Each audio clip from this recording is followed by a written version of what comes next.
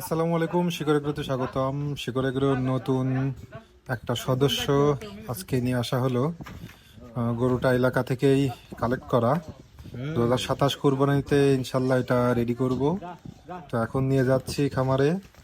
গরুটা দেখতে কেমন হয়েছে বা জানাবেন কমেন্টে। এই যে চলে আসছে আমার খামারে। মাশাল্লাহ গরুটা আমার কাছে ভালোই লাগছে। এটা একটা শাহিওয়াল ক্রস, মানে কোথাও দেশি গরুর সাথে এত ক্রস ট্রস হবে। কেউ যদি সঠিক জেনে থাকেন জানাবেন। গরুটার কালার কম্বিনেশন আমার কাছে খুবই দারুণ লাগছে এবং আশা করছি এটা 27 সালে বেশ ভালো একটা অবস্থানে যাবে। ভবিষ্যৎটা ভালো মনে হচ্ছে।